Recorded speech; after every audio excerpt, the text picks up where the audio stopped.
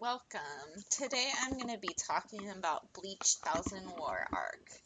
Um, Bleach is probably my number 2 favorite anime of all time. I love Bleach. It's definitely my top out of the big 3, and I think it's the most underrated. Um, so if you don't know the premise of Bleach, you should definitely watch it. I know it's a lot for newer anime fans that never got into it because it's like over 300 episodes. But if you skip the filler, it's not that bad. Um, I think the filler is really what killed it for a lot of people. Um, but it's about a boy named Ichigo who meets a girl named Rukia who's a Soul Reaper, and Soul Reapers basically watch over the world of the living and the Soul Society, which is where people go when they die.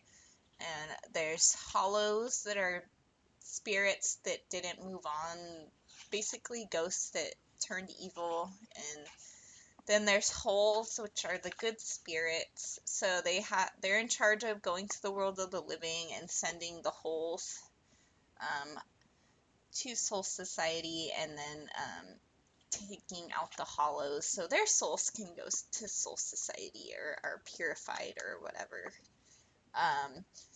So there's a hollow that attacks Ichigo's family, and then Rukia is injured defending him, so she loans him her spirit powers, but he ends up taking them from her, basically. Um, and then she gets in trouble with the Soul Society because it's taboo to give a human powers. So she is set up to be executed, and then Ichigo and his friends have to go rescue her from Soul Society. But it ends up that it was all a ploy by one of the captains, or 3 of them, I guess, that turned traitor. And then they end up going to the world of hollows and making a bunch of superhuman hollows. So Ichigo rescues Rukia, and then he ends up teaming up with the once enemy Soul Reapers to beat this new threat. That's a very basic rundown. It's like I said, it's over 300 episodes, so I'm trying to summarize it as concise as possible without spoiling too much. So there's a ton of characters, and obviously I can't go through all of them. So I'm going to focus on the main characters of Thousand War Part 1. Um, so Ichigo is the main character. I'm not a huge fan of Ichigo, to be honest. Even though Bleach is my favorite of the top 3, Ichigo is my least favorite main character. Um, He's just very bland to me. He's all about, oh, I gotta protect my friends, which I mean is fair, but that's like his whole personality to me. And they seem to hyper focus on him. Like, I know he's the main character, but even more so than the other of the big 3, I think they hyper focus on him too much. And I could be wrong. Like, let me know if it's just a me thing. So he's the main character. Then his friends are Chad, who's like his best friend since middle school, I believe. And he's just a very strong silent type. Orihime is a girl from his high school. Um, she's like a healer that can reverse time, but she's kind of useless in my opinion. Her and Chad aren't very useful. They're slightly better in this season, but they're still, I don't know. I'm not a big Orihime fan either. Um, and then there's Uryu, who is a Visored, which is a human with the ability to kill hollows. They have powers. Um, and Uryu is the most useful of his friends. he actually manages to take out one of the captain class Soul Reapers, which are the strongest ones, when they're fighting the Soul Reapers. And he's the only one of Ichigo's friends to also take out a captain class. He's a pretty quiet. He's like, I hate Soul Reapers, but I'll help you, and they become friends anyway. Um, and then the main Soul Reapers in this arc are Yamamoto, who is the head captain, the strongest Soul Reaper. Um, you finally get to see his Bankai, which is like his strongest ability. All Captain class Soul Reapers have Bankais. Um, and his has 4 stages. So his fight's really cool. Unfortunately, spoiler alert, I'll put my finger up when it's done if you haven't seen it. Unfortunately, he loses his fight and is killed very brutally, but it's a really good fight. Alright. And there's Byakuya, who has been developing over the whole series. At first, he's really cold, and he tries to sacrifice his sister, but he really grows to care about her, and like he thinks Ichigo's a pretty cool guy after a while. He gets his Bankai stolen, and basically they made it seem like they killed him off, but he survives. And there's Kenpachi, who is another captain class Soul Reaper. He's like one of the strongest. He's the only Soul Reaper. He's the only captain that does not have a Bankai or a Shikai, which is their first release of their sword. He's that OP that he can be a captain and not have to follow the rules, basically. Um, and he just loves to fight. Like every time there's a fight with Kenpachi, you know it's a good one. And there's Uno Hana, who is a female captain, one of the few. She's in charge of the medic squad, and she's just very quiet, caring seeming. And here's more spoilers, so I'll do the same thing. Um, so Uno Hana is she ends up having to train up Kenpachi, and they have a fight to the death, and unfortunately she dies, which is very sad because I wish we got to see more of her, and I wish she could have fought one of the enemies and died that way, kind of, but it was a great battle. And we got to see her Bankai too, and it turns out she's not just like a caring healer, but she murdered tons of people and just loved killing people, so she's a badass. Alright. And then we have Kyoraku, who's another captain, that ends up becoming the head captain. Um, we have Urahara, who didn't play as major of a role in this season, but he ended up getting them into the Hollow area, and then he tried to send Ichigo to Soul Society, but that didn't quite work out. He's like a genius, ex-Soul Reaper who helps them out a lot.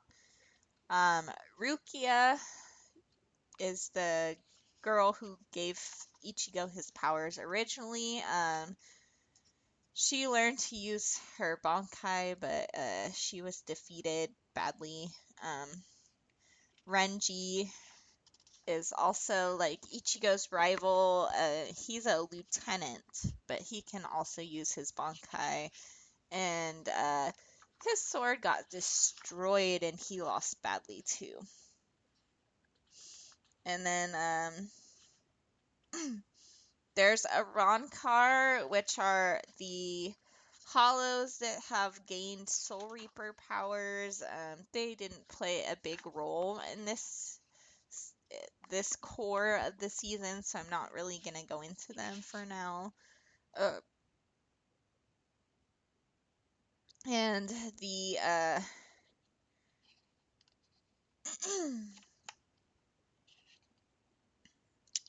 There's Masaki and Ishin, um, which are Ichigo's parents, and it showed a good flashback with them. Um, it was really cute. And then there's the Quincy. I they pronounce. I always called him Yuwatch, but it's like Yuhabaha, I guess. I think I pronounced it right. He's the main villain of this season. So the season's main villains are the Quincy's, because in the original series it explains that all the Quincy's were wiped out except for Uryu and his family, basically, because they were upsetting the balance because when they kill the hollows, they don't go, the souls disappear basically and don't go back to the Soul Society. So Yuhaba, we don't know a whole lot about him. He's just really overpowered and quiet, and wants revenge, which is fair because his people were wiped out basically. And there was the jail. I don't remember their names, so I'm just gonna call them by their titles. Who was in charge of jailing up Ichigo so he couldn't go help the Soul Society. There was the Yourself, which pretended to be Yuhaba in the battle between him and Yamamoto. So Yamamoto fought so hard and thought he beat Yuhaba, but he just beat one of the others, unfortunately. So the story this season was all about the Quincy's, and they attacked the Soul Society because there's a group that survived, which they didn't know about, I guess. They attack the Soul Society and they just kill a ton of Soul Reapers. A few major ones, mostly minor, but they just wipe them like really bad. And they would have done more damage, but Yuhaba goes and sees Aizen, and Aizen makes it so his time is altered, and for some reason they need to go back at a certain time, so he has to stop his invasion, which gives the Soul Reapers time to heal their wounded and go train some more.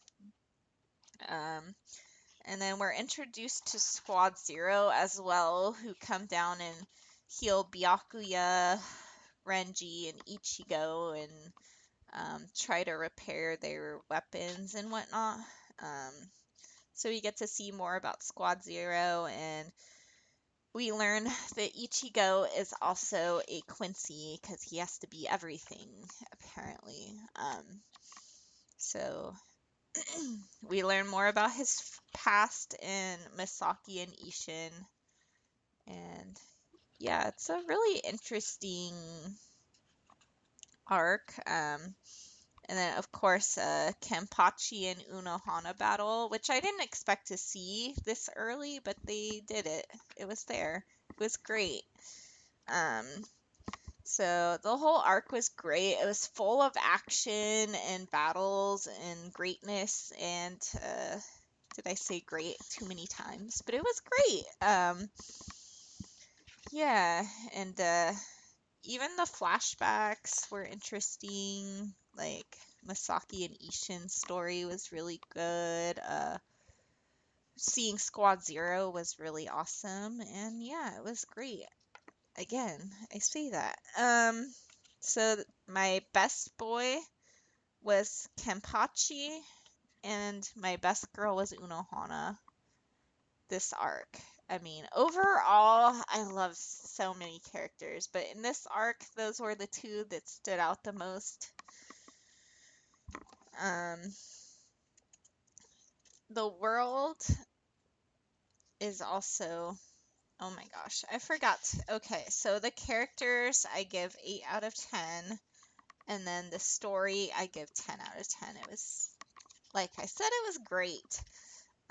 The world building It has the Soul Society, Hueco Mundo, which is where the Arrancar and Hollow reside most of the time, the World of the Living, and then we got to see like the Soul Palace this time.